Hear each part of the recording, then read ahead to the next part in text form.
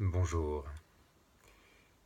nous sommes aujourd'hui le 28 janvier, non 29 janvier 2017. Je suis au col Saint-Bernard, du Grand Saint-Bernard, 2500 mètres d'altitude, dans un lieu magnifique, l'hospice du col Grand Saint-Bernard. Et je vous propose une vidéo pour synthétiser l'essentiel de mon enseignement en le minimum de temps. C'est un challenge que je me fixe.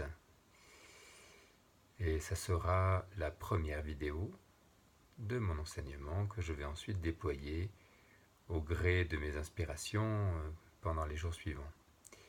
J'ai décidé d'offrir mon enseignement en accès libre, gratuit, à tous ceux qui le souhaitent, pour rejoindre un grand mouvement que je suis en train d'initier, que je prépare depuis de très longues années.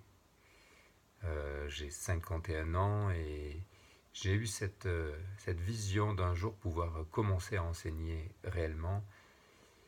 Et ça doit être il y a à peu près bien 35 ans, quelque chose comme ça, entre 15 et 20 ans. Et depuis, je n'ai cessé d'avancer sur mon chemin de réalisation, de connaissance, et pour atteindre suffisamment de sagesse pour pouvoir l'incarner dans ma vie et la transmettre à mon tour. Et je sens qu'à travers cette vidéo, le temps est venu pour moi de commencer à réellement enseigner. Jusqu'à présent, j'ai beaucoup enseigné, mais il s'agissait plutôt de préliminaires, préliminaires amoureux pour que commence l'enseignement réel.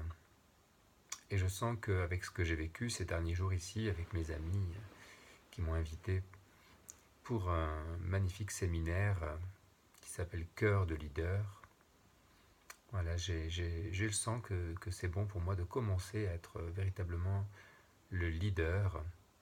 J'ai appris que leader vient d'une racine qui veut dire celui qui dépasse le seuil, hein, comme une porte qui s'ouvre, je dépasse le seuil, je sors de ma maison pour aller dans le grand air, le grand vent.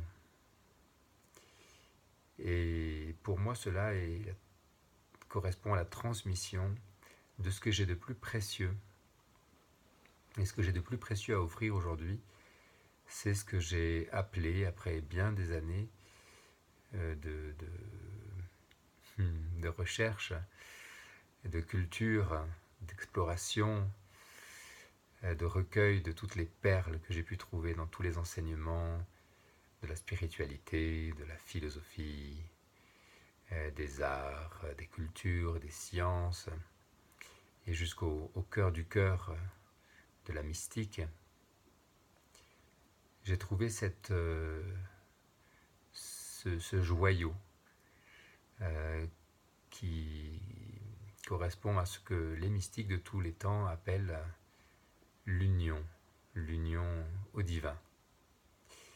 Et ce voie d'union au divin que je vous propose de synthétiser, et qui est pour moi aussi le cœur de cette pratique, qu'en 2010 j'ai nommé la Joya, la joie active, la joie d'être soi-même, libre, créateur, infini, c'est-à-dire d'être divin.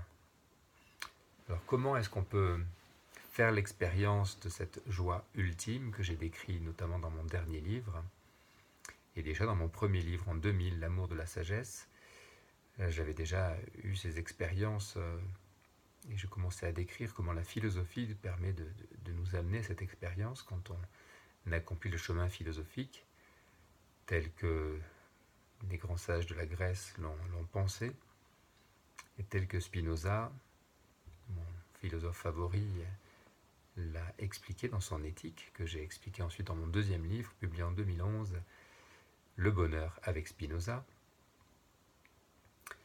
et que j'ai déployé dans une pratique dont le cœur est une méditation que je veux vous offrir.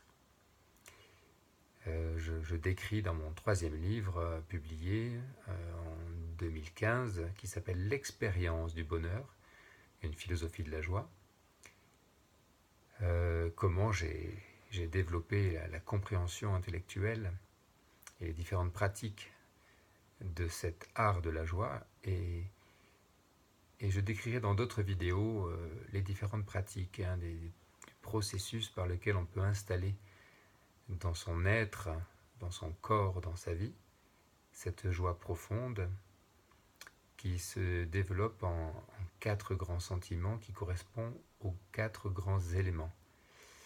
Et donc je réintègre ici la grande tradition de l'alchimie et les grandes traditions, les voies secrètes de la mystique. Mon rôle, ma mission, c'est de les rendre extrêmement simples et de la diffuser à tous dans ce grand mouvement d'éveil des consciences qui a commencé en 2012. Et nous sommes ici dans la 5e année, 2017, qui commence. Une année 1, comme vous le savez, une année de démarrage, de départ, de ce qui peut être justement divin. La lettre D de Dieu, de départ, de démarrage, correspond à delta, à la pyramide. Et c'est cette pyramide que je vous invite à installer dans votre corps par une méditation. Lettre D, c'est l'élément de l'air, le 4e élément. Après le A, B, C, D, on a 4 lettres qui nous amènent à E, le E de l'éther. Et donc c'est l'enjeu de cette pratique que de intégrer les 4 éléments et de les intégrer en un seul élément, le 5e élément, l'élément essence, qui correspond à la lettre E de l'éther et aussi de l'éternité. Donc dans la lettre E, vous avez ces 3 plans. Le plan du sol, la terre, qui correspond à la base. Vous avez le plan médian, le cœur, qui correspond au centre, et vous avez le 3e E qui correspond à la Trinité. Donc on a le corps, le cœur, l'esprit, et dans le cœur vous avez le secret le plus secret de votre essence qui est votre âme. Et toute la pratique de Joya consiste à partir du cœur, respirer dans le cœur, mettre votre conscience dans le cœur et laisser se diffuser cette énergie du cœur pour qu'elle puisse se répandre en direction de la terre, en direction du ciel, pour développer le sentiment de base de cette expansion de qui je suis, quand je prends mon espace de ma vraie nature. Donc la pratique est toute simple. Je me pose dans la posture la plus agréable possible. C'est très important que la posture soit parfaite, c'est-à-dire parfaitement jouissive, parfaitement naturelle, sans aucune tension. Donc il n'y a rien à faire de particulier dans la méditation. Il y a au contraire à arrêter de faire pour juste être. Et dans cette posture, dans laquelle vous êtes simplement posé sur le sol, posture méditative que Siddhartha Gautama nous a invités à pratiquer il y a 2500 ans. Il est bon d'ailleurs de... En général, voilà, comme je le fais là, de mettre un coussin sous les fesses qui permet de permettre au bassin de basculer et de trouver la posture dans laquelle la colonne vertébrale est droite sans tension. Et ma proposition pour la posture, si je veux que l'énergie se déploie à partir du cœur pour aller jusqu'à l'infini, car c'est de cela dont il s'agit, passer de la joie d'être qui je suis, cette infinitésimale manifestation de l'être, et la laisser déployer dans son expansion infinie, c'est-à-dire Dieu. Dieu dans sa forme matérielle, qu'on appelle la nature, ou Dieu dans sa forme spirituelle, qu'on appelle Dieu, qu'on appelle le grand esprit, ou vous pouvez l'appeler comme vous voulez. Et donc dans cette posture, il n'y a donc rien à faire si ce n'est à laisser la conscience prendre conscience d'elle-même. À partir du cœur, donc il peut être bon de laisser les yeux se fermer. On peut les ouvrir aussi si on veut, mais lorsqu'on ferme les yeux, l'avantage c'est qu'on va pouvoir laisser le regard qui d'habitude va vers l'extérieur, vers ce qu'on appelle les objets du monde. Je ne suis plus là, il y a les objets du monde. Je suis celui qui regarde ce qui est à l'extérieur de moi et se crée l'illusion que je suis hors du monde, que le monde est à l'extérieur de moi. Et à partir du moment où je prends conscience qu'en réalité le monde est à l'intérieur de moi, c'est-à-dire que l'ensemble de toute ma conscience est à l'intérieur de celui qui prend conscience. Et donc je sors de la dualité sujet-objet, moi, le monde, et je rentre dans l'expérience qu'en réalité je suis le monde, que le monde est en moi et que donc je suis le créateur du monde, je suis Dieu. Et donc tout le chemin qui part du cœur de l'être, je suis moi, à je suis l'infini, est le chemin qui va nous permettre d'activer cette joie infinie de la béatitude. Ce qu'on appelle la béatitude, ce que Bouddha appelle Ananda, et qui suppose le nirvana, c'est-à-dire l'extinction de tous les désirs qui nous empêchent de faire l'expérience de l'être infini que nous sommes, pour que se déploient tous les désirs de la vie, les désirs de la liberté. Donc c'est l'extinction de la soif. J'ai soif, j'ai pas assez d'eau, j'ai pas assez de liberté, j'ai pas assez de connaissances, j'ai pas assez d'amour. Tout d'un coup, je suis comblé totalement.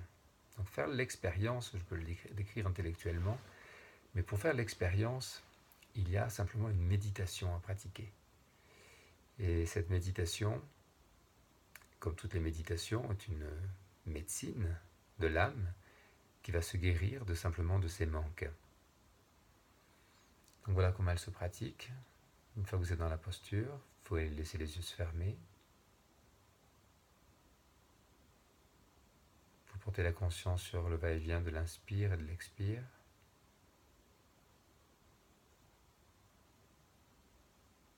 Et à chaque inspire,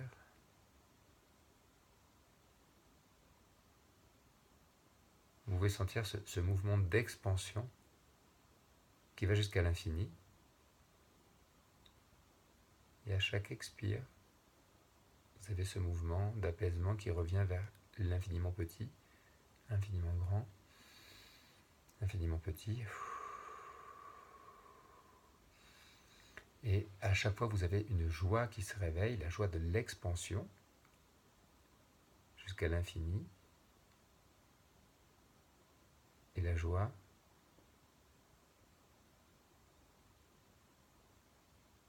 de...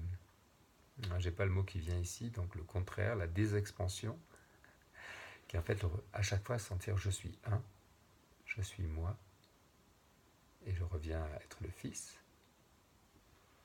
ou je suis tout et je viens être le Père. Et il y a aussi cette idée, je redescends dans le rien, je suis tout, je suis rien. Donc c'est le mouvement de dissolution, plutôt, voilà, le mot qui vient, c'est dissolution, va se dissoudre. À chaque expiration, je meurs, à chaque inspiration, je ressuscite. Et je suis comme ça dans ce mouvement qui va me permettre d'approfondir les deux grands axes de base de ce bonheur infini, qui vont correspondre aussi à l'activation à partir de ce centre d'énergie du cœur des chakras du bas, les centres d'énergie du bas et des centres d'énergie du haut. Et les centres d'énergie vont donc, à chaque fois que j'inspire, je me remplis d'énergie et je vois que je n'ai aucune limite à percevoir mon énergie infini d'être libre et créateur.